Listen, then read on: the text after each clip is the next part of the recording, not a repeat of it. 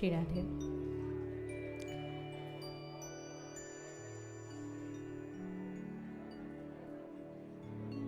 ये जितने भी लोग खड़े हैं यहाँ सब बैठ जाइए, अपना अपना स्थान ग्रहण करिए और थोड़ी मर्यादा का ध्यान रखिए सब लोग, क्योंकि आप सभी भागवत के मंच पर हैं, किसी भजन संध्या में नहीं है, किसी जागरण में नहीं है। तो भागवत के मंच पर जब आप भागते हैं इधर से उधर तो थोड़ी मर्यादा भंग होती है, और अपने ही लोग भंग कर रहे हैं, कोई बाहर का नहीं है। समिति के लोग विशेष ध्यान रखें कि थोड़ा सा भागवत जी की और व्यासपीठ की मर्यादा रखें। जब आपको एक बार निवेदन किया जा रहा है कि ऊपर ना चढ़ें, सिर्फ जो अतिथि पधारे हैं उनको आराम से दर्शन करने दें, तो ज़बरदस्ती चढ़ने से कोई लाभ नहीं है, आप स्पेशल कैमरे में दिख नहीं जाएंगे। तो मेरी प्रार्थना है आप सभी से, आज दूसरा दिन है और आज हमारे मध्य मंत्री महोदय पधारे हैं, अतिथि पधारे हैं, तो उनका व्यासपीठ की ओर से स्वागत है, समस्त समिति की ओर से सभी ग्रामवासियों की ओर से खूब खूब स्वागत है, अभिनंदन है। पर सभी से भी निवेदन है कि थोड़ा सा बीच कथा में इस मर्यादा की हीनता न करें, क्योंकि अनेकों लोग टीवी पर बैठ के सुन रहे हैं, श्रवण कर रहे हैं, कई लोग वाद्यों कूद कूद करके आ रहे हैं। तो ये थोड़ा सा सब लोग से मेरा हाथ जोड़ करके निवेदन।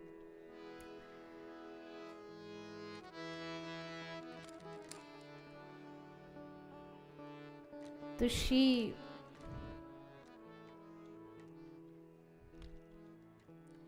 तुम हमारे थे प्रभु जी, तुम हमारे हो, तुम हमारे ही रहोगे, ओ मेरे प्रियतम। तुम्हें छोड़ सुन नंद दुलारे, कोई ना मीत हमारो। मतलब भगवान हमारे अपने हैं और सबसे करीबी हैं, सबके हित के बारे में सोचने वाले हैं। ईश्वरः सर्वभूतानां हृदय से अर्जुन तिष्ठति। श्री कृष्ण भगवद गीता में कह रहे हैं कि भगवान सबके हृदय में बैठे हैं, सबका हित कर रहे हैं। कोई दुनिया में हमारा इतना कोई हितैषी नहीं हो सकता जितने हमारे ठाकुर जी हमारे हितैषी हैं। हमारे खाने का ध्यान, हमारे सोने का ध्यान, सो रहे हैं तो आँख खुलनी ही चाहिए जग करके, इस तक का ध्यान भी भगवान ही रखते हैं। जब दांत नहीं तो दूध दिया, अब दांत दिए तो कुछ और भी देगा। जब दांत नहीं थे तो ध्यान रखा किसने? भगवान ने।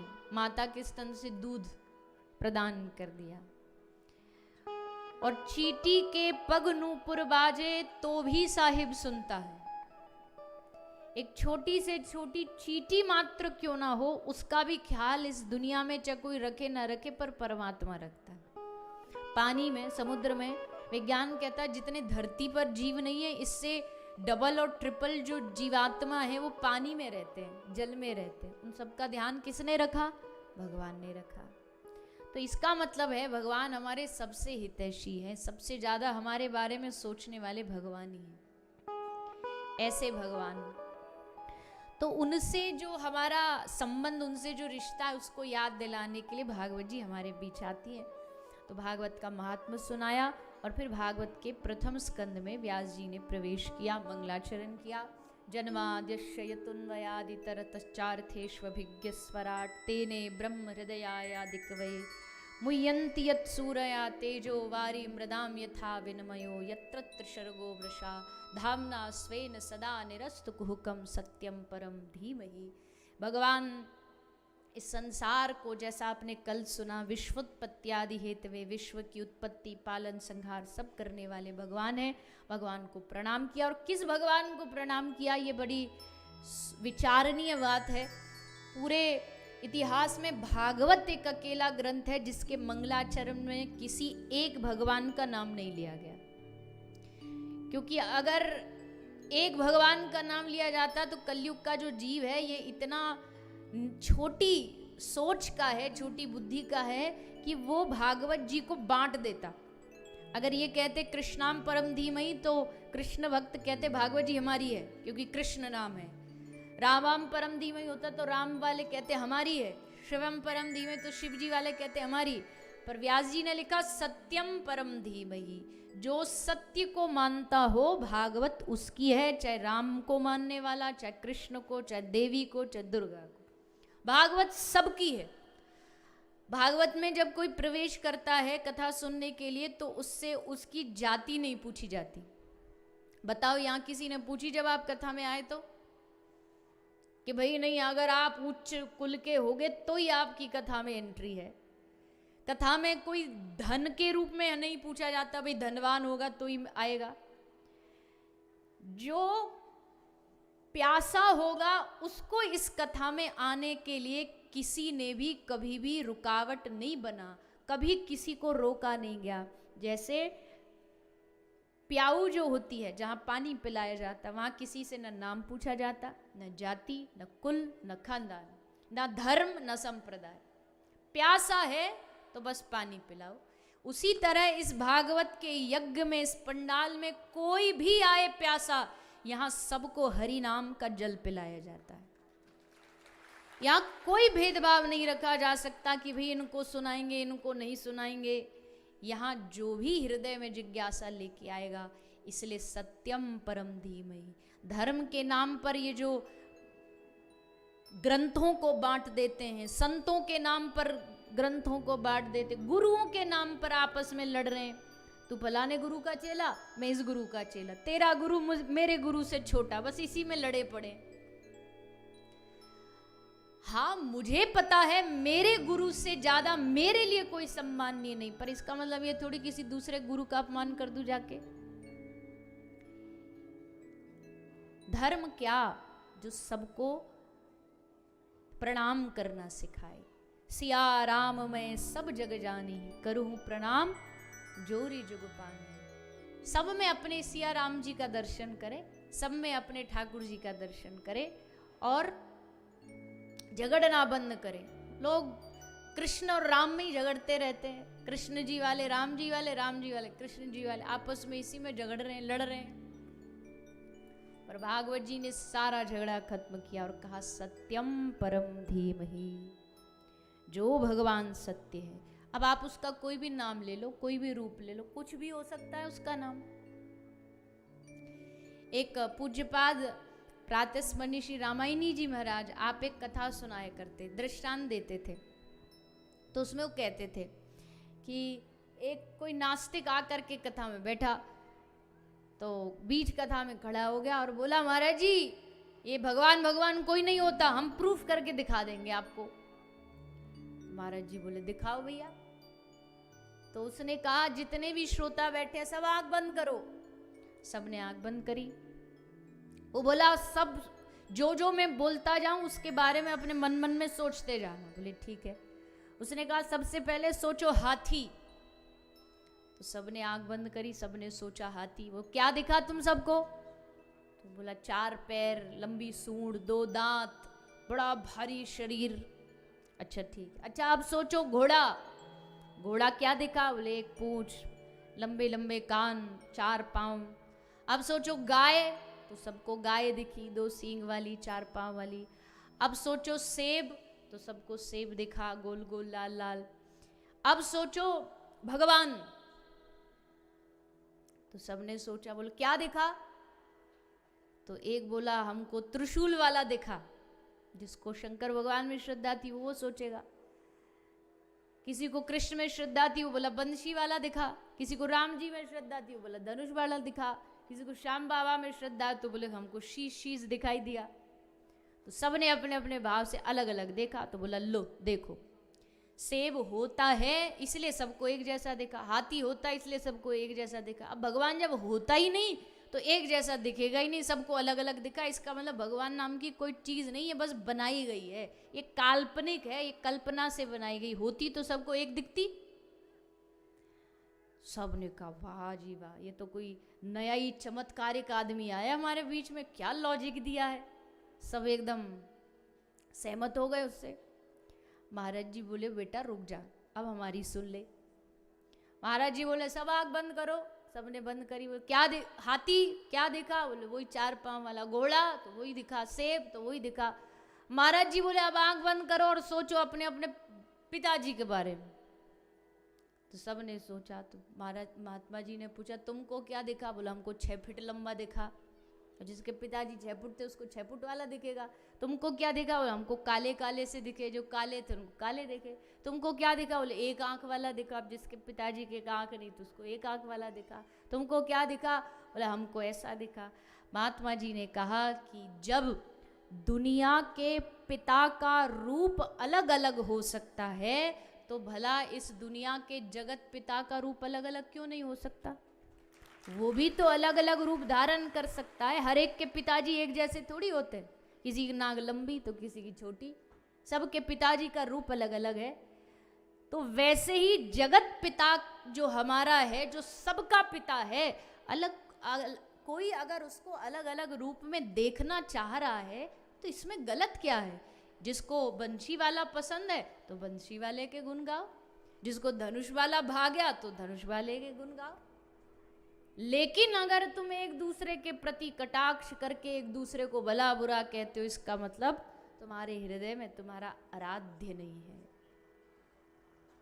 तुम्हारे मन में तुम्हारा ईश्वर नहीं है। अपने ईश्वर से प्रेम करो, आपके हृदय में जो इष्ट है उनको प्रेम करो, बाकी अपमान किसी का नहीं, सबको प्रणाम, सबको सम्मान। और भागवत जी का प्रथम श्लोक यही सिखाता है, सत्यम परम धीमहि। और आगे कहा, निगम कल्पतरोर गलितम फलम शुक मुखाद अमृत द्रव्य संयुतम पिबद भागवतम रसमालयम मुहुरहो रसिका भुवि भावुकाः। श्रीमद् भागवत कथा ये बड़ा सुंदर फल है, रस से भरा हुआ है, इसको पीने की आज्ञा व्यास जी ने की। तो भागवत का मंगलाचरण, नारायणं नमस्कृत्यं नरं चैव नरोत्तमं देवीं सरस्वतीं व्यासं ततो जयमुदीरयेत्। नर नारायण भगवान को प्रणाम किया। धर्मस्य ह्यापवर्गस्य नार्थोर्थायोपकल्पते, धर्म अर्थ काम मोक्ष के बारे में बताया। और फिर कथा आई सुखदेव जी के आगमन की। कल आपने कथा सुनी थी, कौन कौन कल कथा में आए थे? लगभग सभी, कुछों को छोड़ के। तो सुखदेव जी कल आप जो कथा में आए थे, कथा का प्रसंग आया था, सुखदेव जी ने पहली बार भागवत जी किसके मुख से सुनी? किसके? नहीं, शंकर जी तो दूसरे नंबर पे आए थे। सुखदेव जी ने शंकर जी से पहले ही भागवत कथा सुन ली। हाँ, अब याद आया ना। पहली बार सुनी राधा रानी के मुख से गोलोक में, और दूसरी बार सुनी भगवान शंकर के मुख से, कहां पर? अमरनाथ में। और अब तीसरी बार सुनने जा रहे हैं अपने पिताजी के मुख से, सरस्वती नदी के किनारे। पर यह भागवत रूपी फल धरती पर आया कैसे? ऐसे सीधा फेंक दिया गया नहीं, ये क्रम से आया। सबसे पहले भगवान नारायण के मुख से निकली है भागवत, इसलिए भागवत का एक नाम विष्णुमुखी है। गंगा जी भगवान के चरणों से निकली, इसलिए उनका नाम विष्णुपदी है। और ये कथा गंगा मुख से निकली, इसलिए विष्णुमुखी है। भगवान के मुख से भागवत भगवान ने दी श्री ब्रह्मा जी को। ब्रह्मा जी ने वही चतुश्लोकी भागवत दी नारद जी को, और नारद जी ने ये भागवत दी व्यास जी को, और व्यास जी ने इस 4 श्लोक से इसको और विस्तार करते हुए 18,000 श्लोक का निर्माण किया। परम हंस संहिता कही जाने वाली भागवत का निर्माण किया। जब 17 पुराण लिखने के बाद भी व्यास जी का हृदय शांत नहीं हुआ तो नारद जी ने आके समझाया, कहा आप ये कामनाओं से भरे हुए ग्रंथ लिख रहे हो, हे श्री व्यास जी, ऐसा ग्रंथ लिखो जिसमें निष्काम भक्ति हो, भक्ति के बारे में बताओ लोगों को।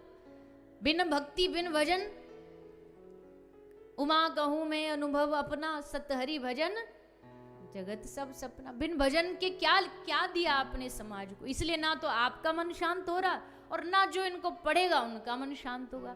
इसलिए सबका सार लेकर के एक ग्रंथ में लिखो। नारद जी ने अपने पूर्व की कथा सुनाई। पूर्व जन्म में नारद जी एक दासी के पुत्र थे।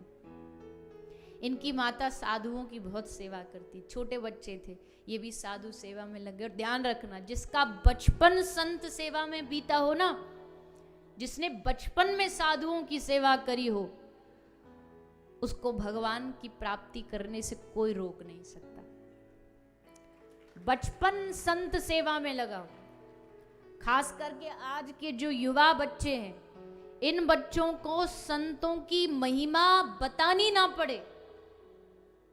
आज दुख की बात यह है, अच्छे बड़े बड़े घरों में चले जाओ, आप शहरों में चले जाओ, बच्चों को सारे एटिकेट्स आते हैं। खाने की टेबल पे कैसे बैठना है, सारी टेक्नोलॉजी आती है, फोन कैसे चलाना है, कंप्यूटर चलाना आता है। पर घर में एक साधु आ जाए, उसका सम्मान कैसे होना चाहिए, ये नहीं आता। ये घर में जैसे साधु आता ना, तो मैया बाप जबरदस्ती कहते पैर छू, फिर भी 2-4 बार तो इधर उधर बहाने करेगा, फिर भी माँ बाप पीछे पड़े रहेंगे, पैर छू, तो भी झुकेगा, पूरा नहीं झुकेगा, घुटनों तक ही झुकेगा, बस घुटनों तक ही झुक के वापस आ जाएगा। अगर जिस घर में संत आए और ये कहना पड़े कि पैर छुओ, प्रणाम करो, तो इसका मतलब है इस घर में संस्कारों की कमी है। भारत के बच्चे बच्चे को पता होना चाहिए कि एक साधु का सम्मान कैसे होना चाहिए। संत सेवा, आज के बच्चों को मुझे लगता है भगवान की सेवा सिखाने की जरूरत नहीं, पहले उनको संत सेवा सिखाओ। क्योंकि संतों की जब आज के बच्चे सेवा करेंगे ना, तो संत उनका हाथ पकड़ करके उनका रिश्ता भगवान से जोड़ेंगे। संत जोड़ते हैं भगवान से नाता। जैसे वो शादी होती है ना, तो शादी में गठबंधन होता है, तो वो आती है बीच में, बहन आती है वो गांठ बांधने के लिए, वो गांठ गठजोड़ करती है। तो संत गठजोड़ का काम करते हैं। संत ना होते जगत में तो जर मर तो संसार। इसलिए संतों का सम्मान करना सीखिए, संतों का आदर करना सीखिए, संतों के साथ व्यवहार करना आना चाहिए। घर में कोई साधु आ जाए, यहाँ तक लिखा है शास्त्रों में कि तुम पूजा पे बैठे हो, भजन कर रहे हो, माला कर रहे हो, पाठ कर रहे हो, और घर में कोई संत आ जाए तो तुरंत पाठ छोड़ो, पहले उठ करके संत को प्रणाम करो, गुरु को प्रणाम करो। क्यों? उससे तो पूजा बीच में विघ्न हो जाएगी। बोले नहीं, तुम जो पूजा कर रहे थे समझो उसका तुरंत की तुरंत रिटर्न में भगवान ने फल दे दिया कि तुम्हारे घर में साधु आ गए। ये तुम्हारी इस पूजा का ही फल है कि तुम्हारे दरवाजे पर कोई साधु खड़ा है। कोई साधु वेश भी आ जाए, बहुत ऐसे होते हैं कि साधु वेश में होते, भिक्षा मांगते हैं, तो लोग भिक्षा तो देते नहीं उनको, और उल्टा सीधा आप शब्द और बोल देते, अरे हट्टा खट्टा, कमा नहीं सकता, ये नहीं कर सकता, वो नहीं कर सकता। अरे भाई, तुम अपनी वाणी बोल करके क्यों अपनी जिह्वा को गंदी करते हो? घर में कोई संत के कपड़े पहन के भी आ जाए, भले वो कोई भी हो, आप उस संत के कपड़ों को प्रणाम करो, उसकी वेशभूषा को प्रणाम करो, पर अपमान नहीं। संत सेवा दुनिया में बहुत बड़ी क्रांति ला सकती है। साधु समाज जो हमें भगवान से जोड़ता है, जोड़ रहा है, उन संतों का सम्मान होना चाहिए, आदर होना चाहिए। लोग कहते हैं अरे ये आजकल के साधु, ये तो भैया बड़े मौज में रहते हैं, बढ़िया गाड़ी में चलते हैं, बढ़िया फ्लाइट में चलते हैं, ऐसा होता वैसा होता है। मैं कहती हूँ अगर इस दुनिया में सच्चा सबसे अच्छा सुविधा और सुख किसी को मिलना चाहिए तो वो सचमुच साधुओं को ही मिलना चाहिए। ये सुख सुविधा जो लोग नशा करने वाले लोग हैं, जो गंदे गंदे गानों पर ये सिनेमा के लोग आज के बच्चों को गलत राह दिखा रहे, वो लोग मौज में रहे तो कोई दिक्कत नहीं। और कोई साधु के पास जरा सा सुख आ गया तो हम 50 बात बना देते। अरे हम तो कहते हमारे जीवन का सुख भी साधुओं को लग जाए, हमारे जीवन में जितने सुख हैं वो भी संतों को लग जाए, क्योंकि वही उसके अधिकारी हैं। बाकी जो पाप करने वाले लोग ये सुख सुविधा भोग के करेंगे भी क्या? भगवान करे दुनिया के सारे सुख संतों को मिले, क्योंकि उनकी वजह से ये धरती बची है। नहीं तो जिस तरह से पाप बढ़ रहे हैं, ये धरती कब की खत्म हो जाती। संतों के भजन के प्रताप से धरती बची है। तो बचपन साधु सेवा में जाना चाहिए हर बच्चे का। हर बच्चे को बचपन से ही संतों का प्रणाम करना, संतों का झूठन प्रसादी खाना होना चाहिए। और मैं ये बात इसलिए भी अपने अनुभव से कह सकती हूँ क्योंकि मेरा जीवन का जो पूरा बचपन है वो साधुओं के बीच गुजरा है। घर परिवार में ही रह के, कहीं कोई आश्रम में जाके नहीं रहे, पर जन्म ब्रज में हुआ तो ब्रज में तो घर घर में साधु है, गांव गांव में साधु रहते हैं। तो उन साधुओं का दर्शन, उन साधुओं की कृपा बचपन से पाई है। और 1% भी अगर जीवन में कुछ भी है, अगर 0% भी, तो संतों की कृपा से है। तो इसलिए संतों की महिमा अद्भुत है। कागा से तो है हंस करेंगे, तेरे मिट जाएं उर के दाग रे, संतन के संग लाग रे, तेरी अच्छी बनेगी। ध्रुव जी की बन गई, प्रहलाद जी की बन गई, हरि सुमिरन में लाग रे, तेरी अच्छी बनेगी। तो नारद जी ने संत सेवा करी और उसका परिणाम अगले जन्म में ब्रह्मा जी के मानस पुत्र बन के प्रगटे। ब्रह्मा जी ने 4 श्लोक दिए, नारद जी ने 4 श्लोक व्यास जी को दिए, व्यास जी ने 18,000 श्लोकों की रचना की।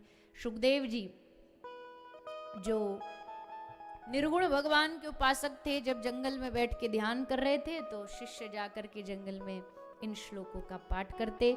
वरहा पीडम नटवर वपुः कर्णयो कर्णिकारं बिभ्रदवास कनकपिशं वैजयन्तीं च मालां रन्ध्राण वेणु रदर सुधया पूरयन् गोपवृन्दै वृंदारण्यम स्वपदरमणं प्राविशद गीत कीर्ति। भगवान के इन स्वरूपों का वर्णन किया कि देखो भगवान श्री धाम वृंदावन में जब गैया चरा के आते तो कैसा रूप है भगवान का। वरहा पीडम नटवर वपु, सुंदर मुकुट धारण करके ठाकुर जी वृंदावन में प्रवेश करते। और इतना सुंदर वर्णन किया भगवान के रूप का कि सुखदेव जी का चित्त चुरा लिया भगवान ने, मन चुरा लिया। कौन है ये इतना सुंदर? और ये इतना सुंदर जो भगवान है ना, वो आज भी वृंदावन में रोज कुछ ना कुछ लीला कर रहा है। आज भी वृंदावन में ठाकुर जी कुछ ना कुछ ऐसी झलक दिखा देते हैं जो प्रेमी वृंदावन में जाते हैं कि उनका मन वहीं वृंदावन में अटक जाता है। फिर कहीं दुनिया में रहे पर मन उनका श्रीधाम वृंदावन में ही रहता है। तो आइए 2 मिनट सब वृंदावन की यात्रा करके आते हैं, ठाकुर जी का दर्शन करते हैं। जरा चल के 2 मिनट सभी गाएंगे, आनंद लेंगे, नृत्य करेंगे और वृंदावन धाम को प्रणाम करेंगे, ठाकुर जी के स्वरूप को प्रणाम करेंगे। जरा चल के वृंदावन देखो,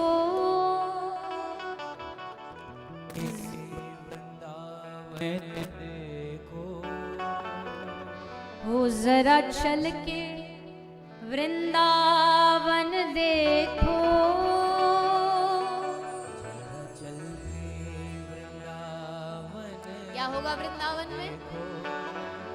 हो शाम बंशी बजाते मिलेंगे, शाम बंसी बजाते मिलेंगे, ओ कृष्ण बंशी बजाते मिलेंगे, कृष्ण वंशी बजाते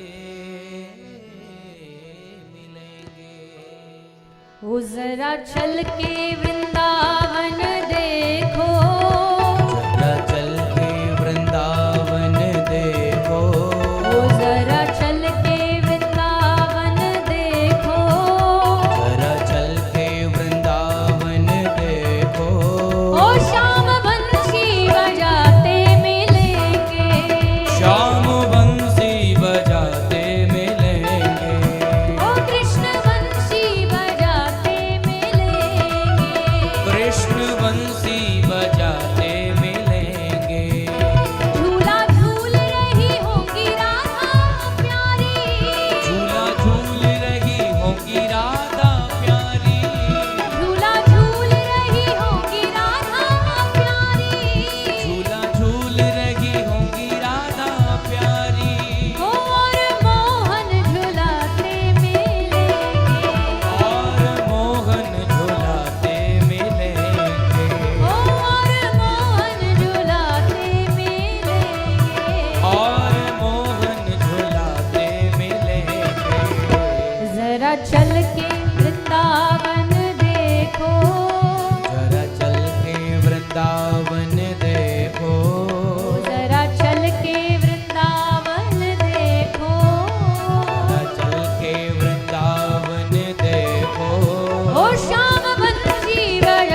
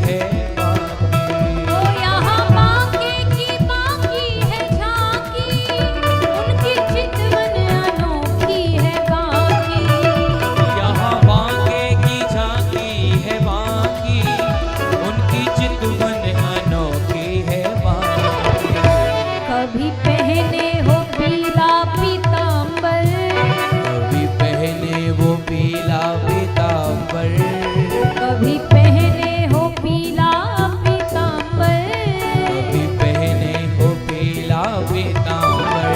ओ कभी माखन चुराते मिलेंगे, ओ कभी माखन चुराते मिलेंगे, ओ कभी माखन चुराते मिलेंगे, कभी माखन चुराते मिलेंगे। जरा चल के वृंदावन देखो, जरा चल के वृंदावन देखो, जरा चल के वृंदावन देखो, जरा चल के वृंदावन देखो। ओ श्याम वंशी बजाते मिलेंगे, शाम बंसी बजाते मिलेंगे, ओ कृष्ण वंशी बजाते मिलेंगे, कृष्ण बंसी बजाते मिलेंगे।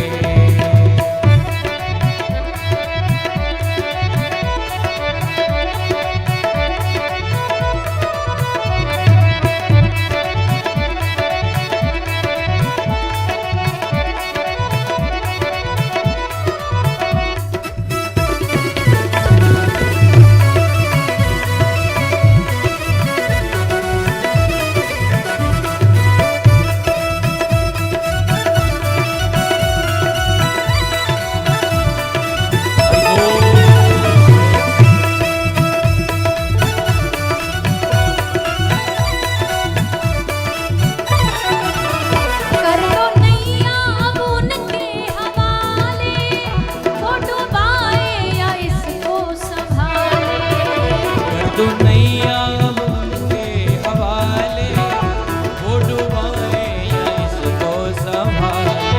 ओ कर दो नैया अब उनके हवाले, वो डुबाए या इसको संभाले, वो कर दो नैया उनके हवाले, वो डुबाए या इसको संभाले। यहाँ रटते हैं जो राधे राधे, यहाँ रटते हैं